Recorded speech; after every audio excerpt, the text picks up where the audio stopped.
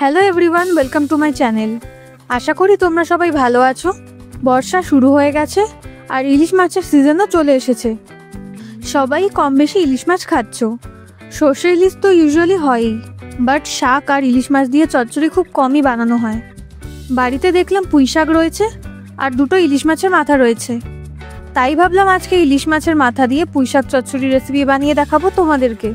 তাহলে চলো আর দেরি না করে রান্নাটা স্টার্ট করি। সবার প্রথমে তোমাদের দেখিয়ে দিই কী কী সবজি নিচ্ছি এই রান্নাতে।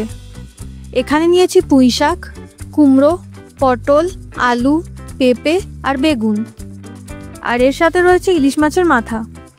ফার্স্টে এখানে আলু একটু খোসা রেখে কাটছি, পুরো খোসা ছাড়াচ্ছি না। আমি এখানে দুটো ছোট সাইজের আলু নিয়েছি।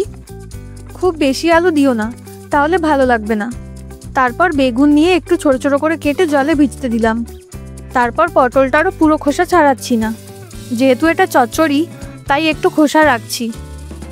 দুটো পটল নিয়েছি।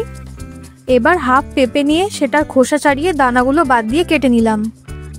আমার কাছে যা সবজি ছিল সেগুলো দিয়েই করছি।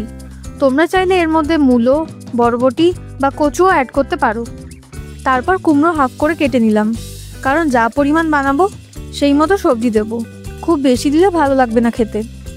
সব সবজি আমি পরিমাণ মতো দিচ্ছি, আর সব সবজি কেটে একটু জলে ভিজতে দিলাম।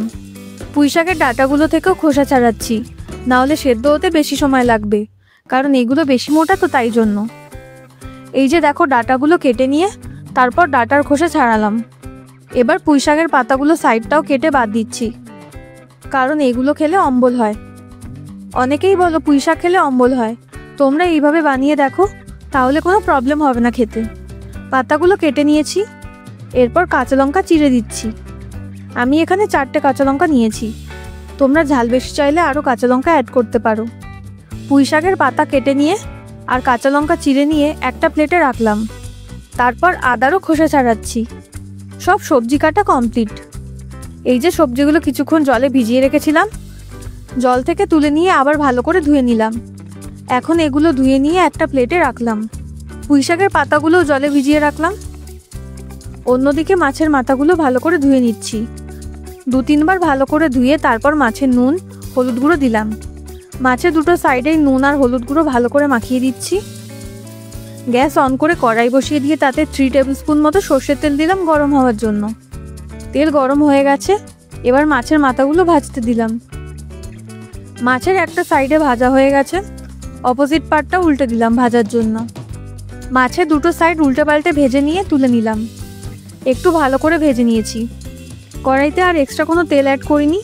এই গরম তেলের মধ্যেই শুকনো লঙ্কা, তেজপাতা আর 5 ফোড়ন দিলাম। যেহেতু তেল গরমই ছিল, তাই কিছু সেকেন্ড পরেই ধুয়ে রাখা সবজিগুলো দিলাম। আলু, বেগুন, পটল, পেঁপে, কুমড়ো, পুঁই শাকের পাতা আর ডাঁটাগুলো। এখন ফ্লেমটা একটু মিডিয়ামে রেখে সবজিগুলো ভাজা ভাজা হতে দিলাম। এরপর 5 মিনিটের জন্য মিডিয়াম ফ্লেমে ঢাকা দিলাম। এইদিকে শিলে কালো সর্ষে আর 1 কোয়া রসুন দিয়েছি, এটা বেটে নেব। যা পরিমাণে সবজি নিয়েছি তার জন্য এই পরিমাণে সর্ষে বাটলেই হবে।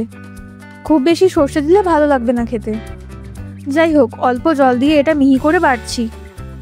মাঝে মাঝে একটু জল দিচ্ছি যখনই মনে হচ্ছে একটু জল লাগবে।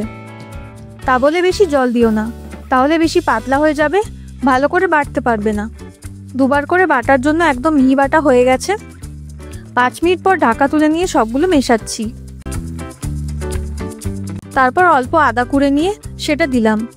সব মেশাচ্ছি যাতে সবগুলো সমানভাবে সেদ্ধ হয়ে যায়।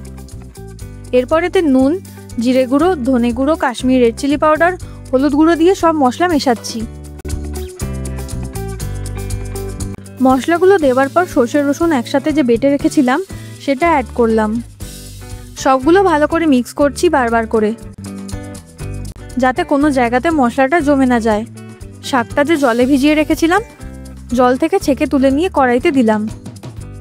শাকটা মেশানোর পর 5 মিনিটের জন্য ঢাকা দিলাম। 5 মিনিট পর ঢাকনা তুলে আবার মিক্স করছি।